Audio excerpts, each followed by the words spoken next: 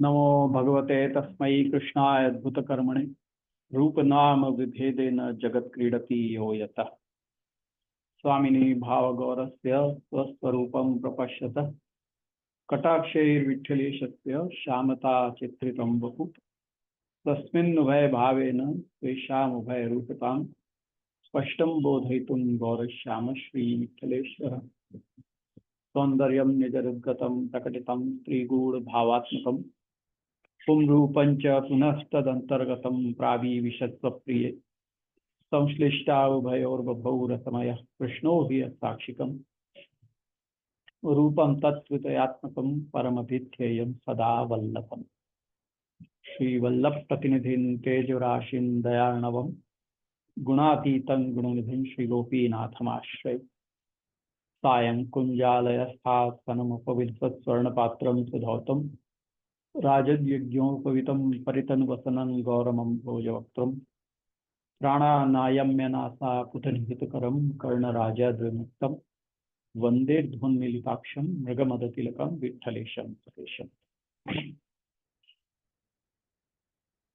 यहाँ उपस्थित आप सभी अध्ययनकर्ताओं को मैं स्वागत करता हूँ। हम पिछले सप्ताह हम ले नहीं पाए क्योंकि मेरी व्यस्तता थी, इसलिए आज हम प्रारंभ करते हैं जहाँ से छूटा था वहाँ पर। हमने अब तक 9 जो टीकाएं हैं उनका हमने पहले श्लोक के उत्थानिका हमने देख ली है। अब रह जाती है शेषाचार्य जी की टीका और एक श्री हरिराय जी की टीका। तो उसमें से श्री हरिराय जी की टीका जो है वो हम एक साथ, मतलब ये सारी टीकाएं हो जाने के बाद में हम हरिराय जी की टीका लेंगे, क्योंकि हरिराय जी की टीका पद्य फॉर्म में है, कारिकाओं के फॉर्म में है, तो वो थोड़ी सी अलग हो जाती है, इसलिए मैंने सोचा कि उसको बाद में लेंगे हम। तो बाकी जो 10 टीकाएं हैं उनमें से हम आज जो 10वीं टीका है शेषाचार्य जी की वो लेंगे, और उसके बाद हम प्रथम श्लोक के जो विवरण है वो एक एक आचार्य के हम देखते जाएंगे। तो हमने ये देखा है कि आज शेषाचार्य जी की जो टीका है उसके प्रथम श्लोक की उत्थानिका वो हमें देखनी है। तो शेषाचार्य मतानुवर्ती कृत संवाद विवृति समेतम, ये सिद्धांत रहस्य की जो टीका है उसका नाम है संवाद विवृति, यानी जो ठाकुर जी का संवाद प्रभु के साथ आचार्य चरणों के साथ हुआ उसकी विवृत्ति। क्योंकि सिद्धांत रहस्य जो संवाद ही है आचार्य चरणों के द्वारा जो कहा गया महाप्रभु जी के प्रति, वही सिद्धांत रहस्य ग्रंथ है। क्योंकि आचार्य चरणों ने पहले ही श्लोक में यह कह दिया है कि तदक्षर उच्यते, अर्थात जो भी आप प्रभु ने जब वहां पर प्रकट होकर जो कुछ भी आज्ञा की वो अक्षरशः कही जा रही है। तो हम ये शेषाचार्य की विवृत्ति जो है वो प्रारंभ करते हैं। प्रथम शेषाचार्य जी कहते हैं, श्री वल्लभम नमस्कृत्य तन्मुखोक्तिर्विभाव्य च क्रियते भक्ति सिद्धांत रहस्याविवृतिर्मया। सबसे पहले आप श्री वल्लभ को नमन करते हैं। श्री वल्लभ को नमस्कार करने के उपरांत नमस्कृत्य यानी नमस्कार करके तन्मुखोक्तिर्विभाव्य च, आपके मुख से यानी कि प्रभु के मुख से जो कहा गया उक्ति उसका विभावन करते हुए, विशेष भावन करते हुए, क्रियते भक्ति सिद्धांत रहस्य विवृति, भक्ति सिद्धांत के रहस्य की विवृत्ति मेरे द्वारा की जा रही है। ये इस कारिका का अर्थ होता है, यानी श्री वल्लभ को नमस्कार करके प्रभु के मुख के वचनों को विभावन करते हुए भक्ति सिद्धांत के रहस्य की विवृत्ति मेरे द्वारा की जा रही है। ये इस जो मंगलाचरण रूपी जो कारिका है उसका अर्थ होता है। अब विवेचन में आप क्या कह रहे हैं ये देखते हैं कि अथ श्री गोपीजन वल्लभ क्वचित श्रावणस्य अमले पक्षे एकादश्यां महानिशि प्रादुर्भूय भगवान अनंत शयन स्वरूपे समर्पितं स्थितोपलखंडं स्वबदने निक्षिप्य तदर्पित पवित्र मालिका परिधाय प्रोवाच। श्री गोपीजन वल्लभ प्रभु श्री कृष्ण एक समय क्वचित यानी एक समय श्रावण के अमल पक्ष में यानी शुक्ल पक्ष में एकादशी के दिन महानिशि यानी अर्धरात्रि को प्रादुर्भूत होकर भगवान अनंत शयन स्वरूपे भगवान ने अनंत शयन स्वरूप में आपके द्वारा यानी कि आचार्य चरणों के द्वारा समर्पित सितोपल खंडम यानी मिश्री एक खंड मतलब जिसको बोलते हैं ना गुजराती में क्या कहते हैं मिश्री को, खड़ी साकर। हाँ खड़ी साकर, तो वो खड़ी वही खंड सितोपल खंड यानी कि मिश्री स्वबदने निक्षिप्य अपने मुख में पधराकर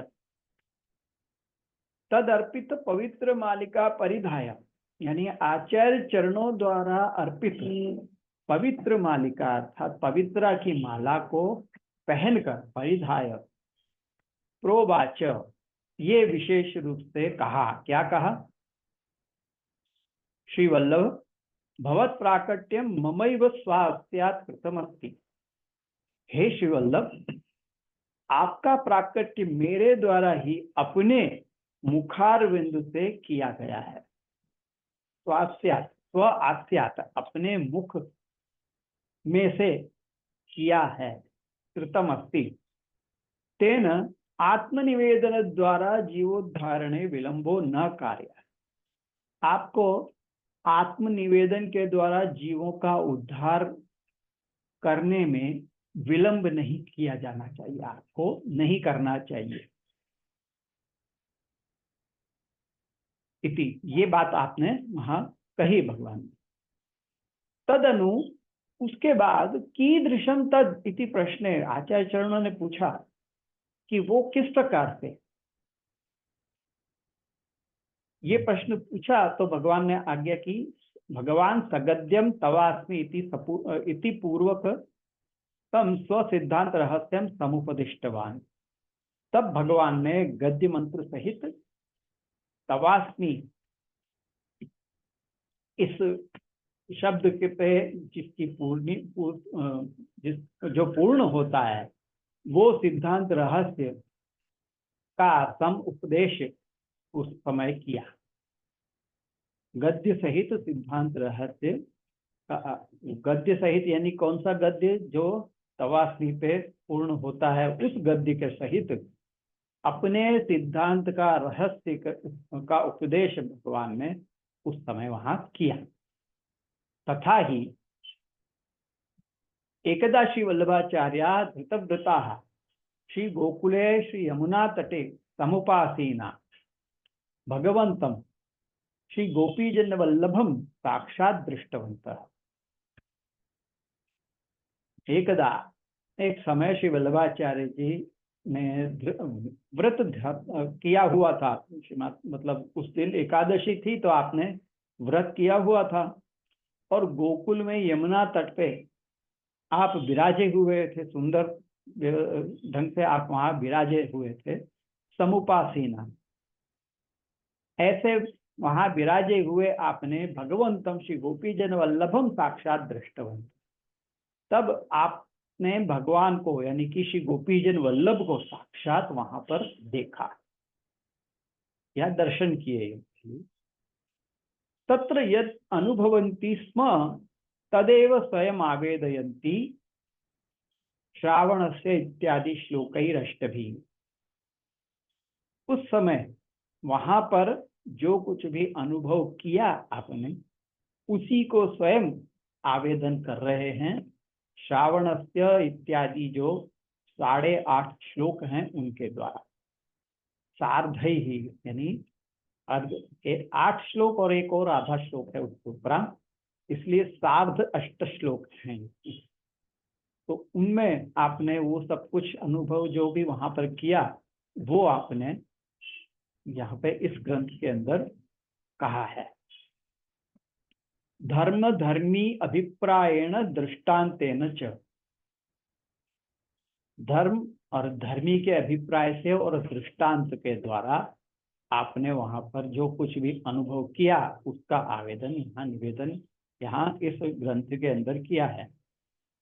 अब ये धर्म धर्मी अभिप्राय क्या है ये समझना हो तो देखो धर्म कितने कहे गए हैं। वैसे तो भगवान के अनेकों धर्म हैं, कोटि धर्म हैं, परंतु मुख्य धर्म जो कहे जाते हैं जिनको भग कहते हैं वो 6 धर्म हैं। ऐश्वर्य, वीर, यश, श्री, ज्ञान और वैराग्य। तो इस प्रकार ये 6 धर्म हैं। तो धर्म धर्मी के अभिप्राय से यानी 6 धर्म के 6 श्लोक, एक धर्मी का श्लोक 7वां और 8वां जो है वो दृष्टांत का है। वहां दृष्टांत दिया है 8वें श्लोक में। क्या दिया है दृष्टांत? गंगा का दृष्टांत दिया गया है ना। गंगात्वं सर्वदोषाणां गुणदोषादि वर्णना गंगात्वेन निरूप्या स्यात् तद्वदत्रापि चैवहि। ये क्या है? ये दृष्टांत है। इसलिए पहले तो धर्म का विचार, धर्मी का विचार और दृष्टांत, इस प्रकार 3 भागों में ये 8.5 श्लोक का जो ग्रंथ है वो है। तब प्रथमम प्रतिज्ञा वाक्य नाहु श्रावणस्येति। प्रथम प्रतिज्ञा वाक्य से आप प्रारंभ कर रहे हैं श्रावणस्य अमले पक्षे एकादश्यां महानिशे इस श्लोक के द्वारा। तो इस प्रकार से ये जो शेषाचार्य जी की विवृत्ति है उसकी हमने ये अच्छा ये मैंने ऐसा हाथ किया तो मेरा ही हैंड रेस का साइन आ गया है।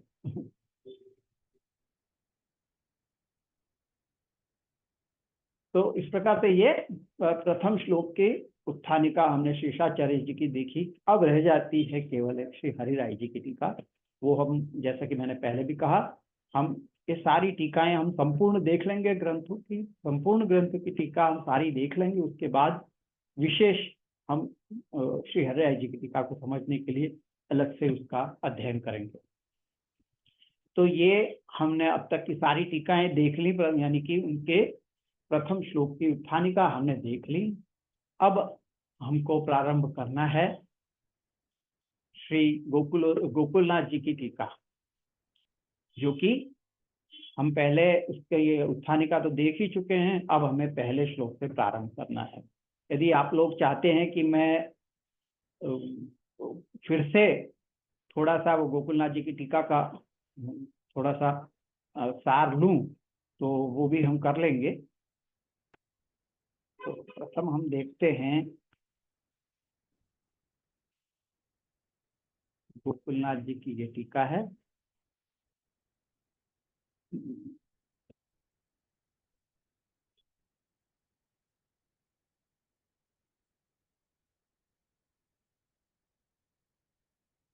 यहाँ पर गोकुलनाथ जी की टीका में जैसा कि मैंने आपको बताया था पहली क्लास में हमने गोकुलनाथ जी की टीका ली थी, प्रारंभ के जो उत्थानिका है वो ली थी। तो हम उसको एक बार फिर से देख लेते हैं।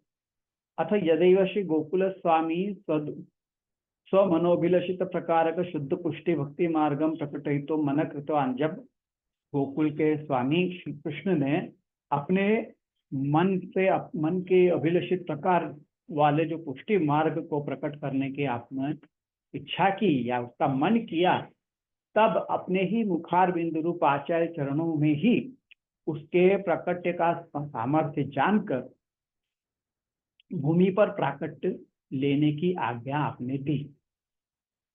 तब आचार्य चरण ने भी अपने भगवत के अभिप्राय को जानकर आपके द्वारा दी गई आज्ञा के प्रकार से अपना प्राकट्य विधान करते हुए भगवत अभिमत प्रकारक जो भगवान का अभिमत जिसमें है ऐसा भक्ति मार्ग प्रकट किया।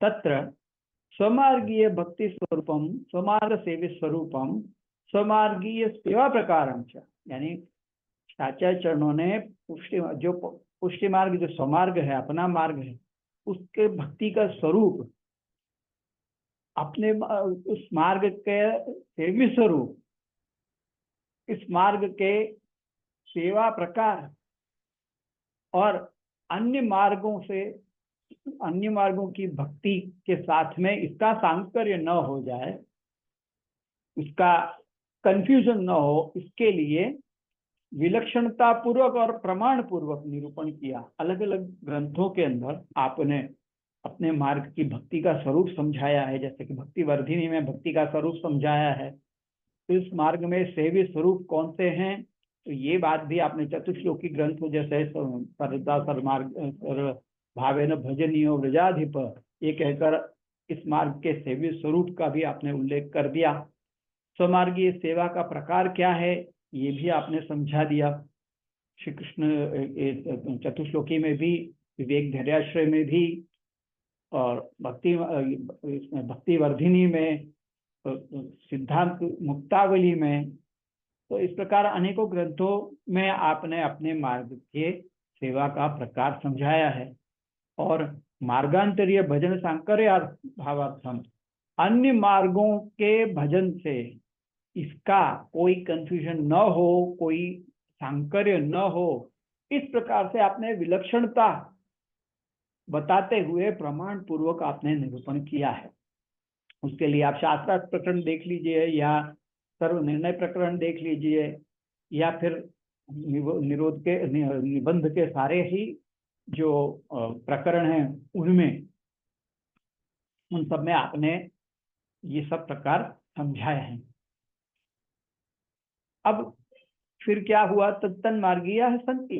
अब ये क्या कह रहे हैं कि अन्य भी तत्त शास्त्रोक्ता धर्मा विवेकादय चतुष्टय पुरुषार्थ रूपांतर रूप त्यागादय तत्तन मार्गीय संति।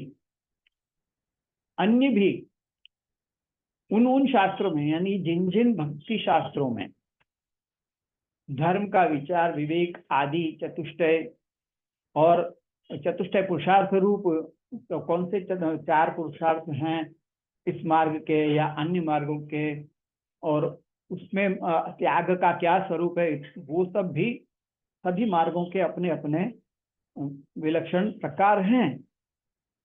तेषां स्वप्रकटित पुष्टि मार्ग विवेकादि नाम के संदेह भावार्थम भिन्नत्वेन निरूपण कृतवन्तः। तो वो भी अपने मार्ग के, पुष्टि मार्ग के विवेक आदि में कोई संदेह न रहे, इसके लिए भिन्न प्रकार से उसका निरूपण आपने अनेकों ग्रंथों में किया हुआ है। तथापि जिस प्रकार पूजा मार्ग में पूजा के लिए वहां उस मार्ग के प्रकार बताए प्रकार के अनुसार संभावित दोषों की निवृत्ति पूर्वक जो पूजा कही गई है, उस प्रकार से अपने मार्ग में, पुष्टि मार्ग में दोष निवृत्ति पूर्वक सेवा का प्रकार अभी तक विचारित नहीं किया गया है। ये चिंता आचार्य चरणों को लगी हुई थी। तथा स्वप्रकटित मार्गे भी सर्वदोष निवृत्ति पूर्वकम सेवा प्रकारो न विचारित इति चिंतया। इस चिंता में तद विचार परान आचार्यान दृष्टवा, इस चिंता में आपको देखकर, उस विचार में आपको देखकर, आचार्य चरणों को देखकर स्वयं श्री गोकुल के स्वामी स्वयं श्री गोकुलेश आनंद मात्र करपाद मुखोदरादि रूपेण प्रकटीभूय, स्वयं श्री गोकुलेश उस समय आनंद मात्र करपाद मुखोदरादि रूप से प्रकट होकर स्वसेवा प्रतिबंधक दोष निवृत्ति प्रकारक कम असाधारणम कारणम तथा उपदिष्टवान। तब आप आनंद मात्र कृपाद मुखोदरादि रूप से प्रकट होकर आपने अपनी सेवा में प्रतिबंधक होने वाले दोषों की निवृत्ति का प्रकार, जो कि असाधारण है, साधारण प्रकार नहीं है, वो असाधारण प्रकार है, और कारणम तथा उपदिष्टवान, ऐसा कारण, मतलब किस कारण से दोष की निवृत्ति होती है उस कारण का उपदेश यहाँ पर किया। इस मार्ग में जब जीव शरण में आता है तो उसको जो दोष सेवा में प्रतिबंधित कर सकते हैं, उन दोषों की निवृत्ति करने का एक विलक्षण प्रकार है। तो उस विलक्षण प्रकार को यहाँ पर आपने बताया, भगवान ने आचार्य चरणों को बताया। यथा अग्रेपि सेवायाम यावत जीवम दोष प्रवेशो न भवति, और वो भी ऐसा प्रकार कि जिससे आगे भी जाकर सेवा में आजीवन दोष का प्रवेश न हो। आचार्यस्तु भगवद उपदिष्टम स्वहृदि आधाय स्वकीयानपि ज्ञापयितुम भगवद उपदिष्टम यथा सौकर्येण बोधो भवति तदर्थम पद्य बंधेन तत्र यस्मिन् मासे यस्मिन् पक्षे यस्यां तिथौ यस्मिन् समये तज्ञापन पूर्वकम वक्तुम प्रतिजानते श्रावणस्यामलेति।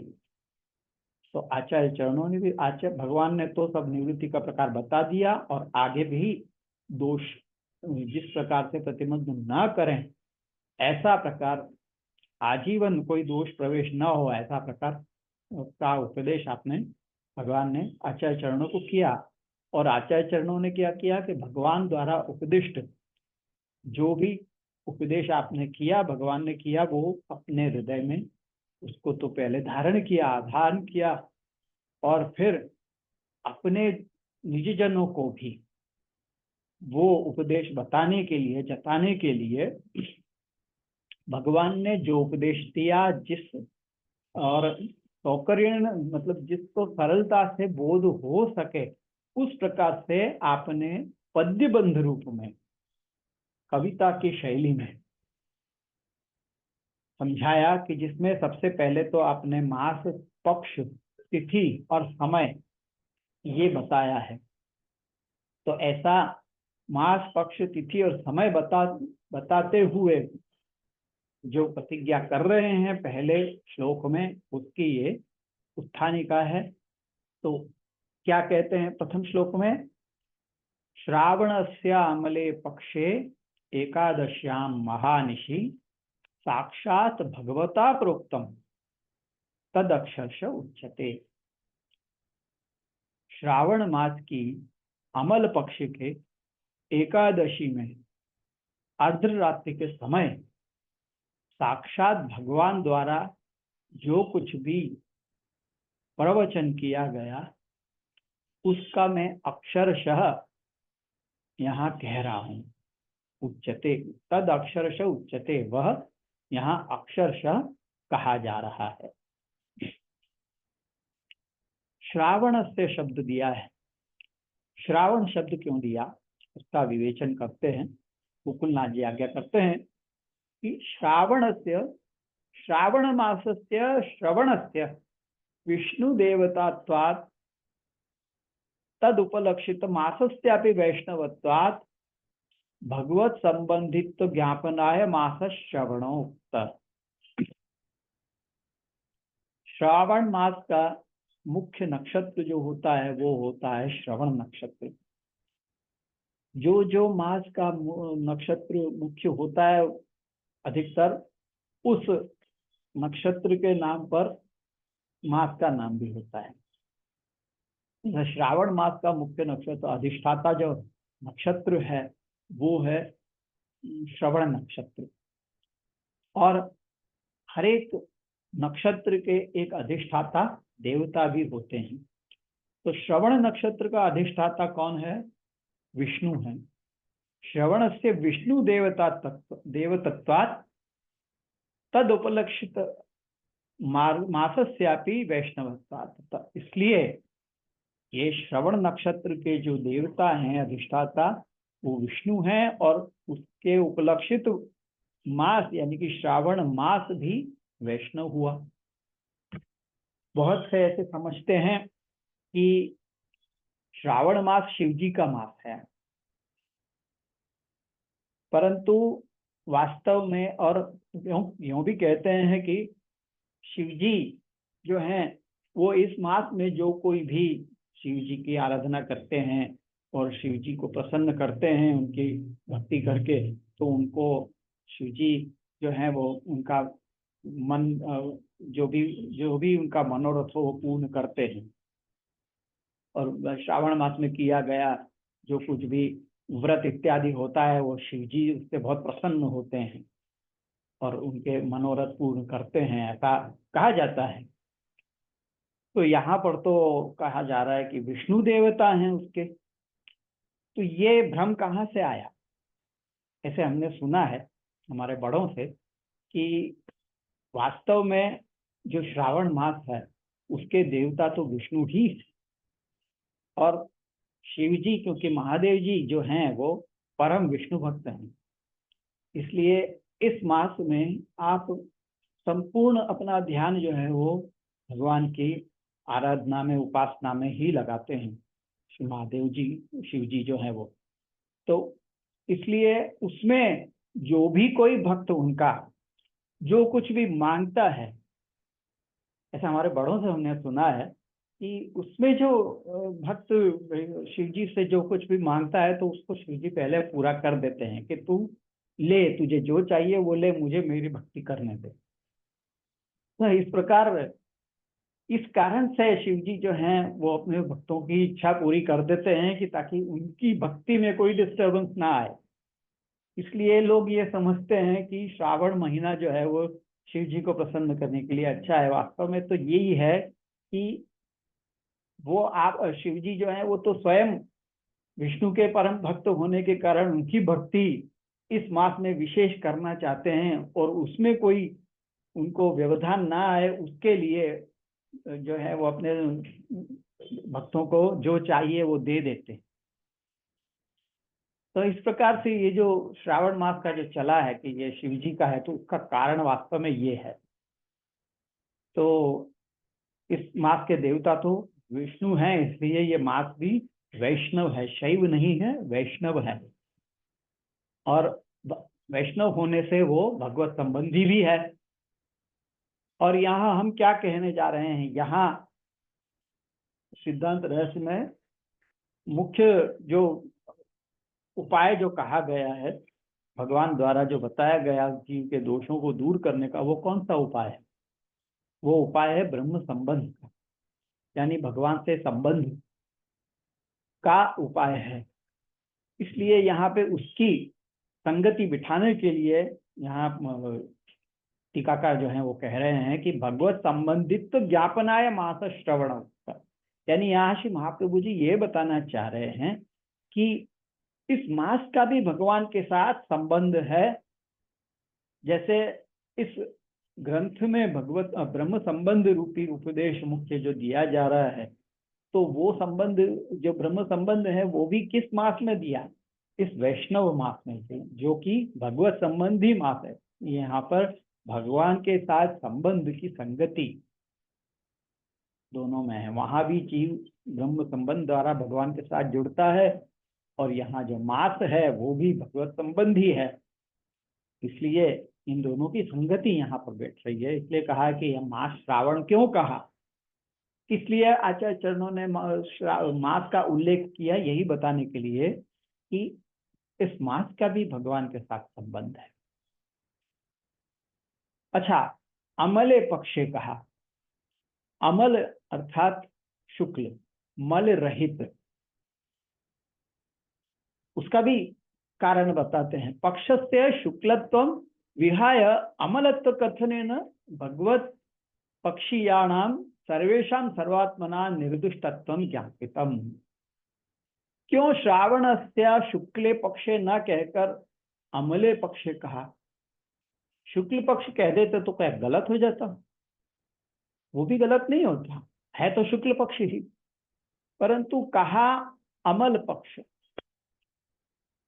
अमल पक्ष का अर्थ होता है मल रहितता, दोष रहितता। और यहाँ जो उपाय कहने जा रहे हैं वो भी जीव के दोषों की निवृत्ति का उपाय है, यानी दोष रहितता भी बताने जा रहे हैं।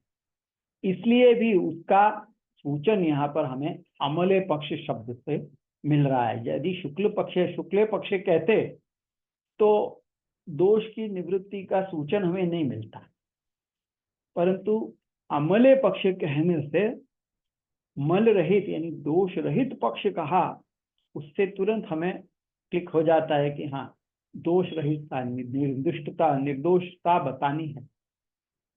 वही उपाय यहाँ पर बताने जा रहे हैं भगवान, इसलिए अमले पक्ष कहा, यानी उससे भी सूचन मिल गया। जो भी मुख्य विषय है ग्रंथ का, उसका सूचन प्रथम पंक्ति में ही मिल जाना चाहिए। उस हिसाब से आचार्यों ने यहाँ पर श्रावण शब्द दिया, अमल पक्ष शब्द दिया है। अब और भी एकादशी क्यों कहा वो देखते हैं। अतः परम तिथेर निर्दुष्टत्वम निरूपितम।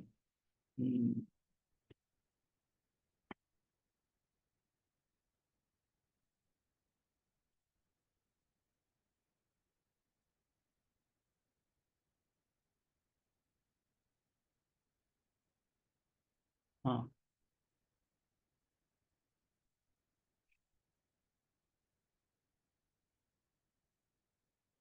निरूपयन्ति अथ तिथेर निर्दुष्टत्वम निरूपयन्ति एकादशान्ति। अब तिथि का भी जो है वो निर्दोषता बता रहे हैं एकादशी कहकर। यहाँ पर एकादश्याम शब्द के द्वारा तिथि की भी निर्दोषता बता रहे। पहले मास की निर्दोषता बताई कि वो वैष्णव मास है, इसलिए निर्दुष्ट है, और दूसरा कहा अमल पक्ष, उससे भी दोष रहितता पता चलती है। और अब तीसरा कहा है एकादशी, एकादश्याम शब्द दिया है। एकादशेपि दश्येपि एकादश इंद्रिय दोष निवर्तिका इति तिथिरपि सही होता। एकादशी क्या करती है? एकादशी एकादश इंद्रियों के दोषों की निवर्तक होती है। क्यों एकादशी के दिन ही व्रत किया जाता है? एकादशी जो है वो दोष निवृत्ति के लिए मुख्य है। एकादशी का व्रत हम करते हैं, उससे हमारी जो एकादश इंद्रियां हैं, पंच कर्मेंद्रियां, पंच ज्ञानेंद्रियां और एक मन, इस प्रकार ये जो एकादश इंद्रियां होती हैं उनके दोष का निवर्तन व्रत के द्वारा हम करते हैं। इसलिए इस तिथि का यहाँ पर विशेष उल्लेख इसी कारण से हुआ है कि जिस प्रकार एकादशी एकादश इंद्रियों के दोषों के निवर्तन करती है, उसी प्रकार का उपाय यहाँ पर इस एकादशी के दिन भगवान ने ब्रह्म संबंध के रूप में दिया है, जिसका सूचन हमें इस तिथि के उल्लेख से भी पता चल जाता है। आगे श्री गोकुलनाथ जी कहते हैं, यथाश्री गोकुले अंतरंग भक्त सर्व पुरुषार्थ सिद्ध्यर्थम तद्वारा सर्वेषामपि गोकुलवासिनां सर्व पुरुषार्थ सिद्ध्यर्थम महानिशायाम एवं प्रादुर्भाव। महानिशी शब्द क्यों दिया वो भी हमें समझना है कि वो क्यों दिया, उससे क्या सूचन मिलता है। तो कहते हैं कि यथाश्री गोकुले, जैसे जिस प्रकार गोकुल में आप भगवान के जो अंतरंग भक्त हैं, निज भक्त हैं आपके, उनके ये सर्व पुरुषार्थों की सिद्धि के लिए और उसके द्वारा सभी गोकुल वासियों के सर्व पुरुषार्थ की सिद्धि के लिए, यानी अपने निज भक्तों के सर्व पुरुषार्थों की सिद्धि तो थी ही, परंतु उनके द्वारा साथ साथ सभी गोकुल वासियों के सर्व पुरुषार्थ की सिद्धि के लिए जिस प्रकार निशा ही आपने चुनी प्रादुर्भाव के लिए, अर्धरात्रि चुनी, जिस प्रकार अर्धरात्रि में आपका प्रादुर्भाव हुआ भगवान का, उसी प्रकार तद्वत अत्रापि आचार्यार्थम प्रादुर्भूय तद्वारा तदीयानां सर्व पुरुषार्थ साधकत्वम तत्तुल्यम इति अत्रापि महानिशायामेव प्रादुर्भावो होता। जिस प्रकार वहां सर्व पुरुषार्थों की, अपने भक्तों की और साक्षात सर्व गोकुल वासियों के सर्व पुरुषार्थ की सिद्धि के लिए आदि रात्रि को आपने प्रादुर्भाव लिया, उसी प्रकार यहाँ पर भी आचार्य चरणों के लिए प्रकट होकर आचार्य चरणों के द्वारा आपके जो जितने भी जीव हैं उन सभी के सर्व पुरुषार्थों के साधकता जिस प्रकार, उसी प्रकार से यहाँ पर होगी। इस प्रकार वहां गोकुल में अंतरंग भक्तों के लिए प्रकट होकर आपने सर्व गोकुल वासियों के सर्व पुरुषार्थों की सिद्धि की, उस प्रकार यहाँ पर भी आचार्य चरणों की चिंता को दूर करने के लिए आप प्रादुर्भूत हुए, पर उसके साथ साथ आपने सभी जो भी इस मार्ग में शरण में आते हैं उन सभी के सर्व पुरुषार्थों की सिद्धि आप कर देते हैं इस ब्रह्म संबंध के उपाय के उपदेश के द्वारा। जैसे गीता का उपदेश अर्जुन को दिया भगवान ने, परंतु उसका उपयोग आज मानव मात्र कर रहा है अपने कल्याण के लिए, उसी प्रकार यहाँ ब्रह्म संबंध मंत्र का उपदेश भगवान ने आचार्य चरणों की चिंता दूर करने के लिए दिया, परंतु उसके द्वारा अद्य पर्यंत जो भी पुष्टि जीव हैं उन सब के सर्व पुरुषार्थों की सिद्धि इस उपदेश के द्वारा, आचार्य चरणों के द्वारा किए गए उपदेश के द्वारा हो रही है। तो वही तुल्यता है, ये बताने के लिए महानिशी ये शब्द वहां दिया है। अत्रापि महानिशायामेव प्रादुर्भाव होता महानिशी थी, इसलिए वहां पर महानिशी का उल्लेख भगवान आचार्य चरणों ने विशेष रूप से किया है। नहीं तो कह देते कि मुझे एकादशी के दिन कहा, परंतु क्यों एकादश्या महानिशी ये कहा, उसके द्वारा ये सूचन किया है कि वहां भी अर्धरात्रि को आप प्रकट हुए थे और यहाँ भी अर्धरात्रि को प्रकट होकर सबके पुरुषार्थों की सिद्धि कर रहे हैं। यथा श्री गोकुले साक्षात व्यूह रहित पूर्ण पुरुषोत्तम प्राकट्येनैव भक्ताभिलषितं कृतवान् तद्वद अत्रापि साक्षात प्राकट्येनैव आचार्यान् उपदिष्टवान् इति ज्ञापनाय उत्तम साक्षात भगवता प्रोक्तम् इति। अब ये प्रथम पंक्ति का तो हमने देख लिया, श्रावणस्य अमले पक्षे एकादश्याम और महानिशी, ये प्रथम पंक्ति हो गई। दूसरी पंक्ति में क्या कहा, साक्षात भगवता प्रोक्तम। तो ये साक्षात भगवता प्रोक्तम कहने की आवश्यकता आचार्य चरणों को क्यों हुई, तो उसका कारण बता रहे हैं कि जिस प्रकार गोकुल में साक्षात व्यूह रहित पूर्ण पुरुषोत्तम ने प्राकट्य लिया, भगवान के जो 4 व्यूह हैं वो अलग अलग कार्यों के लिए हैं, अनिरुद्ध व्यूह, चक्र संकर्षण व्यूह, प्रद्युम्न व्यूह और वासुदेव व्यूह। तो जैसे कि वंश वृद्धि के लिए प्रद्युम्न व्यूह है, वासुदेव व्यूह उपदेश के लिए है, और अनिरुद्ध संकर्षण व्यूह शत्रुओं के संहार के लिए है। तो परंतु श्री गोकुल में जो प्रकट हुए हैं उनमें वहां पर कोई व्यूहों का कार्य नहीं है, क्योंकि ये व्यूह के कार्य तो सारे अन्य अवतारों के द्वारा भी हो सकते थे। जैसे रामचंद्र जी को छोड़ के अन्य जो अवतार हम देखें, परशुराम जी वो संकर्षण व्यूह का अवतार हैं।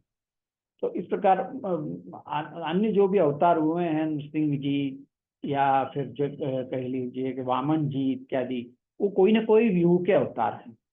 परंतु यहाँ पर गोकुल में जो प्राकट्य लिया वो वहां पर किसी व्यूह का कार्य नहीं था, केवल भक्तों को आनंद का दान करना है, तो उसके लिए तो पूर्ण पुरुषोत्तम आप स्वयं वहां पर आविर्भूत हुए हैं। और भक्तों के अभिलाषित जो भी मनोरथ हैं उन सबको पूर्ण आपने किया। जिस प्रकार साक्षात पधार कर आपने भक्तों के मनोरथ पूर्ण किए, उसी प्रकार यहाँ भी साक्षात प्राकट्य के द्वारा आचार्य चरणों का उपदेश दिया है। ये बताने के लिए आचार्य चरणों ने यहाँ पर कहा है साक्षात भगवता प्रोक्तम। साक्षात भगवान द्वारा जो कुछ भी कहा गया वो इस ग्रंथ में कहने जा रहे हैं। अब आगे श्री गोकुलनाथ जी कहते हैं कि यद्यपि भगवता प्रोक्तम इत्यावतैव चारितार्थेपि साक्षात पदोक्तस्य अयम आशय। यानी आचार्य चरण ये भी कह सकते थे कि भगवता प्रोक्तम मतलब भगवान ने कहा, ये भी कह सकते थे, परंतु वहां साक्षात पद दिया है। साक्षात पद देने का तात्पर्य यही है जो अभी हमने देखा कि साक्षात जिस प्रकार भगवान आज स्वयं प्रकट होकर, साक्षात प्रकट होकर आपने भक्तों के मनोरथ पूर्ण किए, उसी प्रकार यहाँ पर भी भगवान साक्षात प्रकट हुए हैं और आपने ये जो कुछ भी उपदेश है वो दिया है। भगवद उक्तौ प्रकार विशेषा बहव एव संभवन्ति। अब भगवान ने साक्षात कहा है, ये कहने की क्या आवश्यकता है? भगवान ने कहा, ये कह देते तो उससे क्या होता कि भगवान तो अनेक प्रकार से कहते हैं, जरूरी नहीं है कि स्वयं पधार के अपने मुख से आज्ञा करें। भगवान अन्य भी किसी प्रकार से कह सकते हैं। वो कौन से प्रकार हैं? तो कहते हैं कि क्वचित भगवान सोक्तिम सेवक द्वारा ज्ञापयति। कभी कभी भगवान जो है वो अपना जो कुछ भी कहने का होता है वो भक्त के सेवक के द्वारा कहलवा देते हैं। जैसे व्यास जी को श्रीमद् भागवत की रचना करने का उपाय या सुझाव किसने दिया?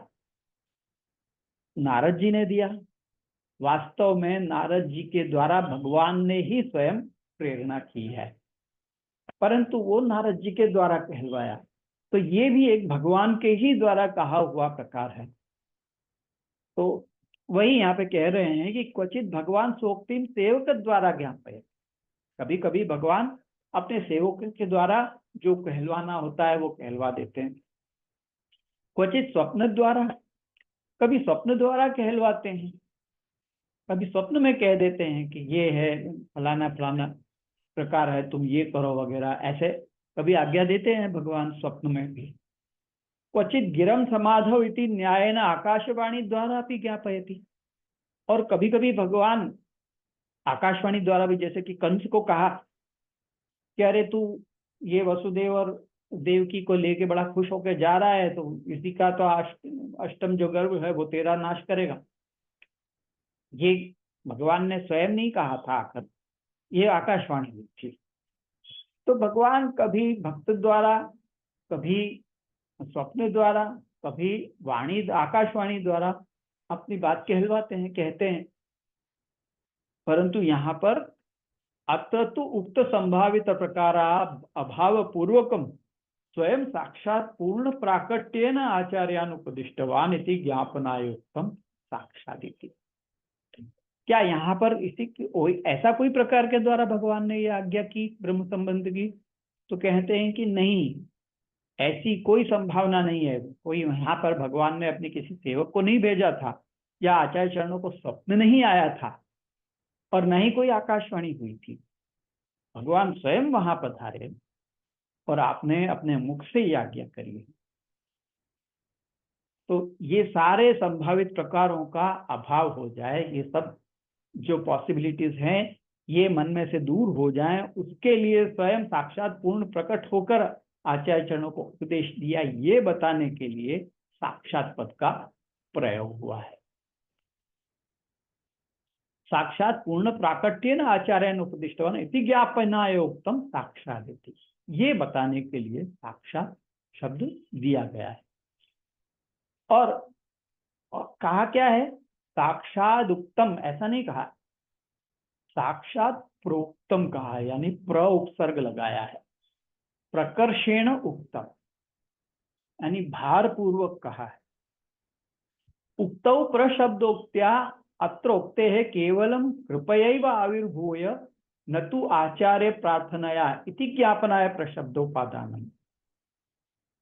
ये प्रशब्द क्यों कहा, उक्तम कहा, तो यहाँ कोई ये न समझे कि आचार्य चरणों ने विनती की कि भगवान आपने मुझे ये प्रकट करने की आज्ञा दी पुष्टि मार्ग को, परंतु और मैंने कर भी दिया, परंतु इसमें जीवों को मैं कैसे शरण में लाऊं, ये तो जीव तो जो दोष से भरे हुए हैं, आप मुझे कुछ कहिए, ऐसी प्रार्थना की हो और तब भगवान ने प्रकट होकर वहां पर ये आज्ञा दी हो, तो वो उत्तम कह सकते हैं, उसको उत्तम कहा जा सकता है कि भगवान ने कहा।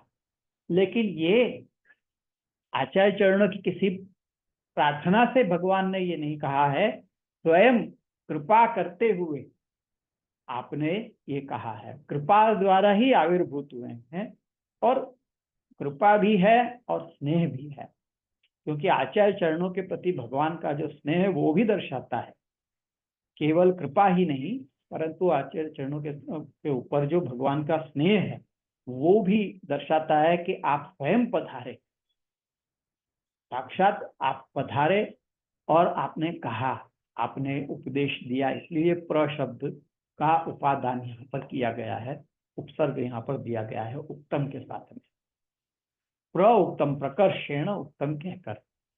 साक्षात भगवद वाक्य कथनम सर्वेशम सम्यक हृदयारूढ़ न भवति। भगवान जो कुछ भी कह दें वो सीधा सीधा भक्तों को कह दिया जाए तो सभी के लिए वो हृदयारूढ़ हो, ऐसी बात नहीं है। तस्माद् वाक्यार्थ एव यथा यथा सम्यक हृदयारूढ़ो भवति तथा पद्यबंधेन कथनम प्रतिजानते तदक्षरश उच्यते थी।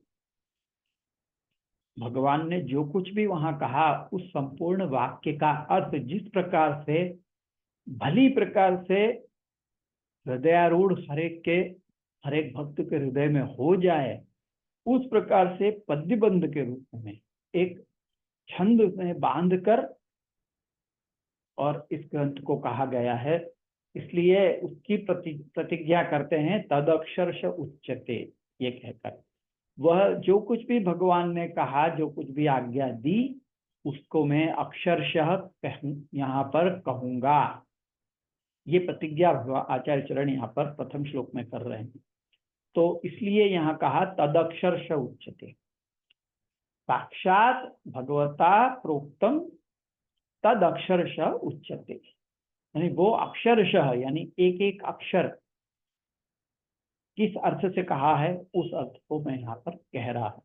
साक्षात भगवान ने जो कुछ भी आज्ञा कर दी हो वो सबको सब समझ में आ जाए, ऐसा नहीं होता। अगर ऐसा होता कि जो कुछ भी कहा वो सब समझ में आ जाता तो फिर वेदों की रचना और ब्रह्मसूत्र की रचना और वगैरह जो श्रीमद् भागवत की या गीता जी की रचना, इन सब का कोई इन सब की कोई आवश्यकता ही नहीं रहती, क्योंकि भगवान ने कह दिया है वो सबको समझ में आ ही जाएगा ये समझ के। लेकिन भगवान की वाणी इतनी सुबोध नहीं होती, उसको इंटरप्रेट करने वाला कोई होना चाहिए, इसीलिए तो गुरु की आवश्यकता होती है। अगर साक्ष जो कुछ भी कहा वो सब कुछ सीधा सीधा समझ में आ जाए तो फिर गुरु की आवश्यकता ही न रहे। गुरु इसलिए चाहिए होते हैं कि जो कुछ भी कहा गया हो वो सही प्रकार से भली प्रकार से कहा जा सके। गुरु का महत्व इसलिए भी है कि वो अपने विद्यार्थी को अच्छी तरह से समझ के वो किस तरह से समझेगा वो बात गुरु ही जानता है।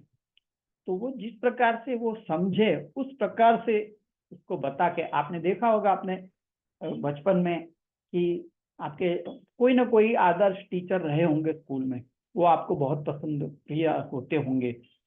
वो क्यों प्रिय होते होंगे? क्योंकि वो आपको समझते थे और आपकी बुद्धि के अनुसार, आपकी समझ के अनुसार आपको वो समझा सकते थे, इसलिए वो आपके फेवरेट हो जाते हैं। तो गुरु का यही कार्य होता है कि जो अपने विद्यार्थी हैं उसको समझ के, उसकी समझ के अनुसार जो कुछ भी उपदेश है वो उसको ट्रांसफर किया जाए।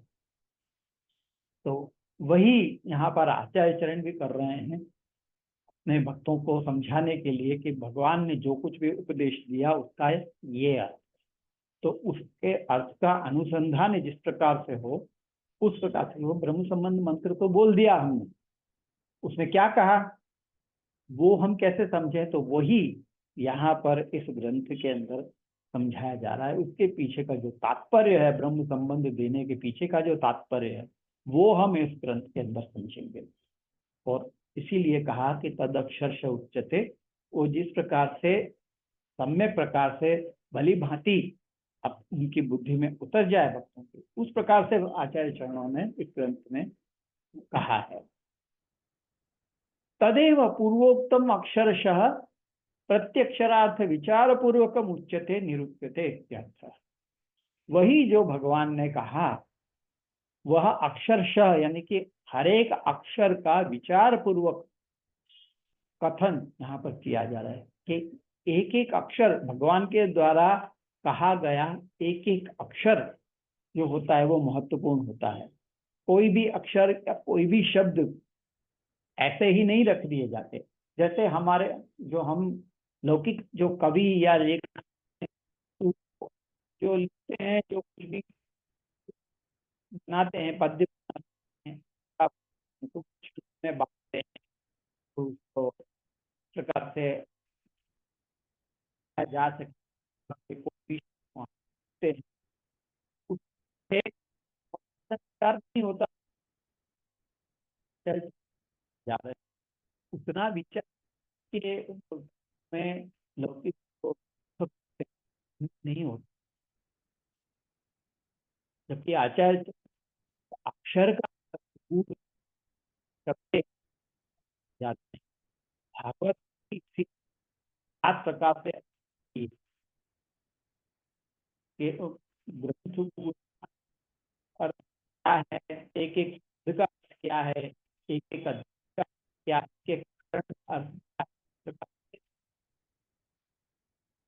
है, उसकी संगत देखनी है। अलग बोधनी जी जो है सब अलग अलग बताती है, नहीं सब एक के, ये बता एक एक अक्षर का भी अर्थ हुए मैं समझा सुबोधनी जी में समझाया है। तो यहाँ पर ग्रंथ में भी भगवान कुछ भी उपदेश दिया गया उस अक्षर का क्या ने के अंदर पूछा है। तो इसलिए यहाँ अक्षर शब्द है, एक अक्षर का रूप आप पूरा के लिए आपने कहा। इस प्रकार शब्द का अमल का एक क्यों कहा,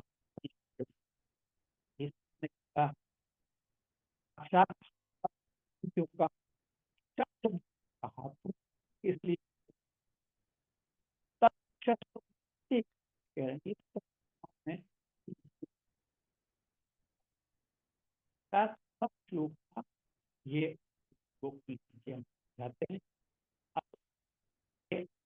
हम अभी के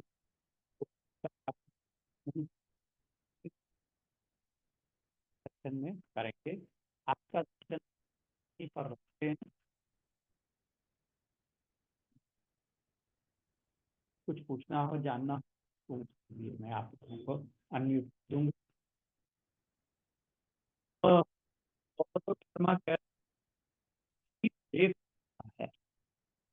ट्राई कर, शायद शायद क्या होगी, पर आप सभी ऐसा लग रहा है आप नहीं आ रही है, प्लीज बताइए।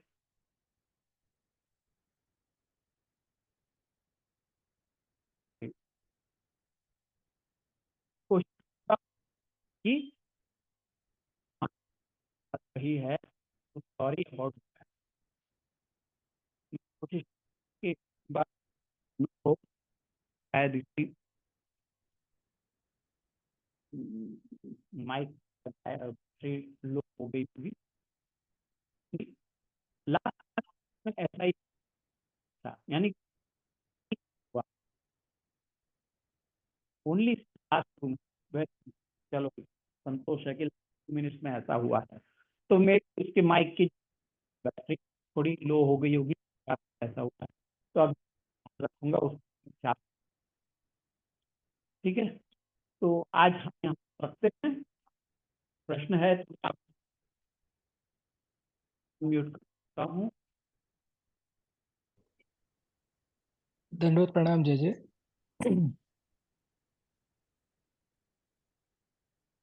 तो जैसे अपन ने आज जो सभी तात्पर्य जैसे एक्सप्लेन किए कि ये यहाँ पर यह अमल पक्ष क्यों यूज किया, ये क्यों यूज किया, वैसे ही अपन अगर देखने जाए तो आज्ञा श्री ठाकुर जी ने श्री महाप्रभु जी से करी, परंतु नाम श्री महाप्रभु जी ने ब्रह्म संबंध दिया। आपशिया को कृष्ण संबंध, गोवर्धन संबंध, पुरुषोत्तम संबंध, अन्य कोई भी नाम दे सकते थे। अब जिसकी पृष्ठभूमि में अपन ये अध्ययन कर रहे हैं, तो कभी कभी जो वितंडावाद चलता है उसमें ये कहते हैं कि यहाँ पे ये कहाँ कहा है कि कृष्ण के साथ संबंध करना है या कृष्ण की सेवा करनी है। ब्रह्म संबंध तो ब्रह्म तो कोई के लिए भी कोई भी हो जाए, तो कोई भी हाँ, लेके निकल ले और फिर उनकी सेवा में लग जाए और फिर कहे कि नहीं ये तो सब गलत है। अब जिसको बोलना है वो तो सभी प्रकार से तर्क दे के कभी कभी जैसे ऐसी चर्चाओं से तो दूर ही रहते हैं, परंतु अगर कभी हो जाए। उसके और आपने कहा कि जाकी लिए जब ये पे तब का स्पष्टीकरण आएगा। ब्रह्म संबंध क्यों, ब्रह्म शब्द क्या है, इसके काम में मिलता जो आवाज आप बहुत कट रही है तो समझ में नहीं अच्छा, आया आपसी का उत्तर। ये चलो,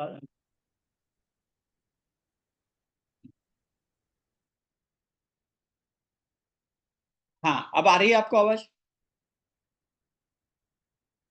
हाँ जी अब आ रही है। हाँ, तो मैं ये कह रहा था कि जब हम उस वाक्य पे आएंगे, ब्रह्म संबंध करना सर्वेशम देह जीवयो हो, तो उसमें हमने जो ब्रह्म संबंध शब्द दिया है वहां पर ब्रह्म क्यों दिया, वो उसका भी हमें स्पष्टीकरण टीकाओं के अंदर मिल जाएगा। ठीक है चलिए वेट करेंगे। क्यों कृष्ण संबंध नहीं कहा, क्यों पुरुषोत्तम संबंध नहीं कहा, ब्रह्म संबंध कहा, उसका भी हमें स्पष्टीकरण मिल जाएगा टीका के अंदर। तो ठीक है जब हम जी। ये देखेंगे तो हमें वो भी सारे डाउट्स क्लियर हो जाएंगे। ठीक है, जी। गुड। तो और किसी को कोई प्रश्न?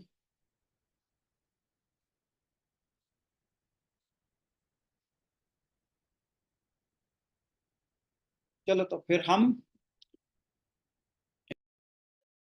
तो बाकी तो सब हो गया है। पहली टीका हमने देख ली है, पहली टीका पहले श्लोक की गोकुलनाथ जी की। अब उसके बाद अगले जो आचार्य हैं उनकी टीका हम अगली बार में देखेंगे। आज हम आश्रय का पद लेकर समाप्त करते हैं।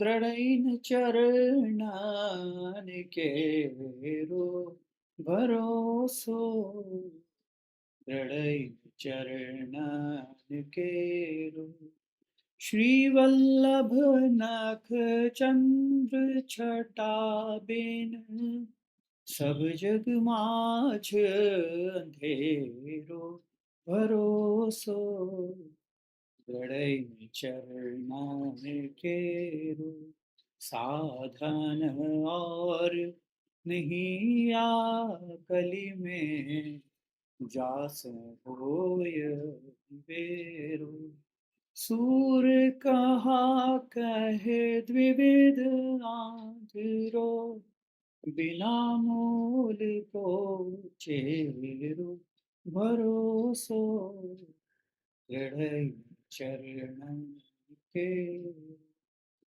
तो अपन यहाँ पर रखते हैं, अगली बार अगले सप्ताह फिर मिलेंगे। तब तक के लिए विजयदशमी की